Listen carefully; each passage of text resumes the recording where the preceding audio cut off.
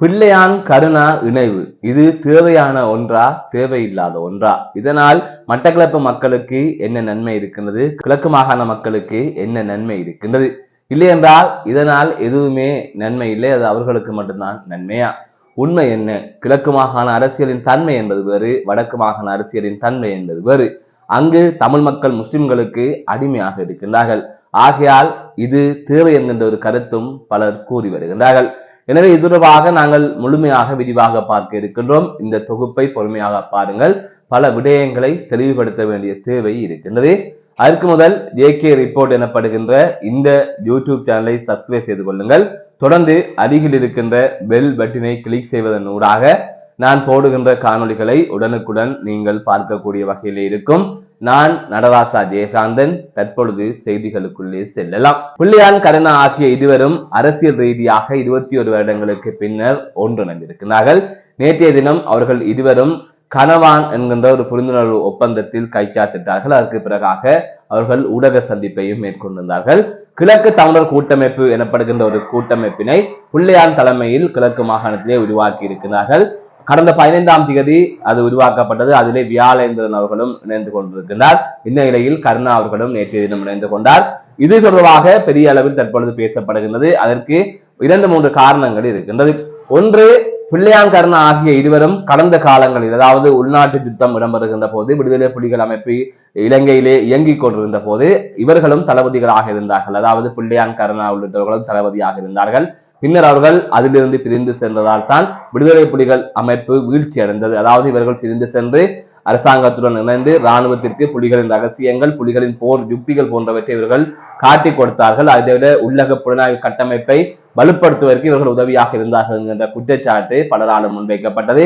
இந்த நிலையில் தான் இவர்கள் இருவரும் தான் இந்த போராட்டம் வீழ்ச்சி அடைவதற்கு காரணமானவர்கள் என்கின்ற குற்றச்சாட்டும் பலரால் முன்வைக்கப்பட்டு வந்தது. இந்த நிலையில் தான் கருணாவும் பிள்ளையாரும் தனித்தனியாக இயங்கிக் கொண்டு வந்தார்கள். அவர்களுக்கு இடையிலே பல முரண்பாடுகளும் இருந்தது. ஆனால் தற்பொழுது அனுரவின் வெற்றி, மட்டக்களப்பிலே சாணக்கியனின் வெற்றி அல்லது தமிழரசு கட்சியின் வெற்றி இந்த இவர்கள் இருவரின் இணைவை உறுதிப்படுத்தி இருக்கின்றது தான் கூற வேண்டும். ஆகவே இது நன்மையா தீமையா என்று பார்ப்போமே ஆனால் உண்மையிலே இந்த இணைவை தமிழ் தேசிய அரசியல் பார்வையில் பார்க்கின்ற போது இதனால் எந்தவித நன்மையும் இல்லை. இவர்கள் இருவரும் அரசியலில் இருந்தே விரட்டப்பட வேண்டியவர்கள், தமிழர் பகுதியிலே நடமாட தகுதியற்றவர்கள் என்பதுதான் தமிழர்களின் கருத்து. ஆனால் இன்னொரு பக்கம் கிழக்கு அரசியலை கொஞ்சம் ஆழமாக பார்க்க வேண்டும். முக்கியமாக மட்டக்களப்பு அரசியலை கொஞ்சம் ஆழமாக பார்க்க வேண்டும். இந்த வடக்கு அரசியல் போல கிழக்கு அரசியல் இல்லை. வடக்கு அரசியலில் யாழ் மக்கள் அல்லது கிளிநொச்சி மக்கள் முஸ்லிம் மக்களால் பாதிக்கப்படவில்லை. ஆனால் வன்னி மக்கள் முஸ்லிம் தலைவர்களாலும் முஸ்லிம் அரசியல்வாதிகளாலும் பாதிக்கப்பட்டார்கள். இன்று வன்னிக்குள் முஸ்லிம்களின் ஊடுருவல் அதிகமாக இருந்தது. ஆனால் இன்று தேசிய மக்கள் சக்தி அரசாங்கம் வந்தபடியால் ரிசார்ட்டின் கை விழுந்திருக்கின்றது. அதனால் இங்கு எந்த ஒரு மாற்றமோ இல்லை, முஸ்லிம் மக்களுக்கான எழுச்சியும் இல்லாமல் இருக்கின்றது. ஆனால் அதற்கு முதல் ரிசார்ட் பதவியில் பல அபிவிருத்தி திட்டங்களை செய்தார், பல தமிழக காணிகளை முஸ்லிம்களுக்கு கொடுத்தார். இவ்வாறு பல்வேறு விதமான குற்றச்சாட்டுகள் தமிழ் மக்களால் முன்வைக்கப்பட்டது. ஆனால் கிழக்கு மாகாணத்திலே மட்டக்களப்பு, அம்பாறை போன்ற இடங்கள் எல்லாம் முஸ்லிம்களால் ஆக்கிரமிக்கப்பட்டு விட்டது. 50க்கும் மேற்பட்ட தமிழ் கிராமங்கள் முஸ்லிம் கிராமங்களாக மாற்றப்பட்டு விட்டது. அதை தவிர பல விடயங்களை முஸ்லிம்கள் தமிழர்களுக்கு எதிராக செய்கின்றார்கள். அந்த வகையில் வீடியோ காட்சிகளை கூட பார்த்திருப்பீர்கள். பல வருடங்களுக்கு முன்னர் கூறிய விடயம், ஓட்டமாவடி பகுதியிலே கோயில் இருந்த இடத்தை நான் அகற்றிவிட்டு சந்தை அமைத்தேன் என்று கூறியிருந்தார். அதை நீதிபதியை மாற்றி போட்டு நான் தீர்ப்பையை மாற்றி எழுதினேன் என்று கூறியிருந்தார். அதை கிழக்கு மாகாணத்துக்கு முதலமைச்சராக முஸ்லிம் வர வேண்டும், அப்படி வந்தால்தான் கிழக்கு முஸ்லிம்களின் தாயகமாக மாறும், வடக்கு கிழக்கு தமிழர் தாயகம் என்கின்றார்கள், ஆகால் முஸ்லிம் முதலமைச்சரை கொண்டு வர வேண்டும் என்று அவர் கூறினார். இவ்வாறு பல்வேறுபட்ட தமிழர்களுக்கு எதிரான கருத்துக்களை முஸ்லிம் தலைவர்கள் அங்கு கூறி வருகின்றார்கள். அதாவது பல இனவாத கருத்துக்களை முஸ்லிம் தலைவர்கள் கூறி வருகின்றார்கள். இதிலே முஸ்லிம்களை அடக்கி ஆள வேண்டும் என்று தமிழர்களை கூறுகின்றன என்று கேட்டால் இல்லை, முஸ்லிம்கள் வாழ வேண்டும், ஆனால் முஸ்லிம்கள் தமிழர்களை அடக்கி ஆள்கின்றார்கள். கிழக்கு மாகாணத்திலே ஒரு சிறுபான்மை இனத்திற்கு அடிமையாக நாங்கள் இருக்கின்றோம். பெரும்பான்மை இனத்திற்கு அடிமையாக இருக்க விரும்பாமல் யுத்தத்தை ஆரம்பித்த நாங்கள் இன்று சிறுபான்மை இனத்துக்கு அடிமையாக இருக்கின்றோம் என்பதுதான் கிழக்கு மாகாண மக்களின் கருத்தாக இருக்கின்றது. அந்த வகையில் அதில் இருக்கக்கூடியவர்களாக பிள்ளையான் கருணா ஆகிய இருவரும் இருக்கின்றார்கள். ஆனால் சாணக்கியன் மற்றும் தமிழரசு கட்சியினர் அவர்களை ஆதரிக்கக்கூடியவர்களாக, அவர்களுக்கு அடிமையானவர்களாக இருக்கின்றார்கள். அதனை நாங்கள் கண்கூடாகவே பார்க்கின்றோம். தமிழ் தேசிய கூட்டமைப்பு தான் கிழக்கு மாகாணத்தை முஸ்லிம்களுக்கு கொடுத்திருந்தது. முஸ்லிமை முதலமைச்சர் ஆக்கியது தமிழ் தேசிய கூட்டமைப்பு. அந்த சம்பந்தம் தான் அந்த வேலையை செய்திருந்தார். அதை சம்பந்தம் செய்தது முழுக்க தமிழர்களுக்கு துரோகம். அந்த துரோகத்தில் இது ஒரு துரோகமாக அப்போது அமைந்திருந்தது.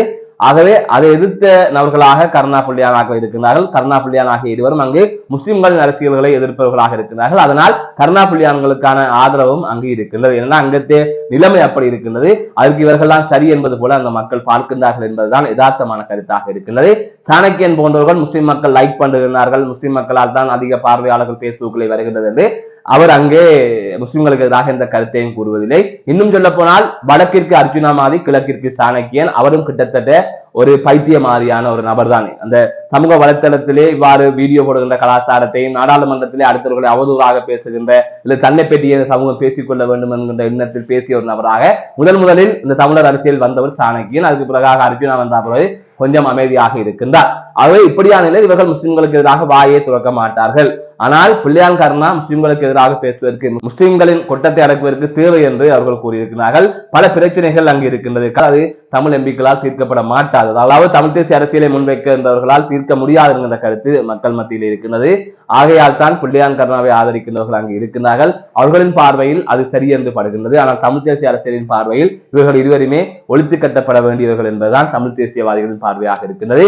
அந்தந்த இடங்களில் இருக்கிற பிரச்சனைகளை வைத்து அந்தந்த மக்கள் ஆதரவு அளிக்கின்றார்கள், இன்னொரு பக்கம் எதிர்க்கின்றார்கள் என்பதுதான் கருத்து. ஆகவே இந்த கூட்டணி, அதாவது கிழக்கு தமிழர் கூட்டமைப்பு அல்லது பிள்ளையான் கருணாவின் இணைவு என்பது தேவையா இல்லையான்னு கேட்டால் மட்டக்களப்பு மக்களுக்கு அது தேவை என்பதுதான் மட்டக்களப்பு மக்களின் கருத்தாக இருக்கிறது. யதார்த்தத்தை பேசியிருக்கின்றேன். உங்களுடைய கருத்துக்களை நீங்கள் கூறுங்கள். மீண்டும் ஒரு காணொலி சந்திக்கின்றேன். நான் நடராசா ஜெயகாந்தன்.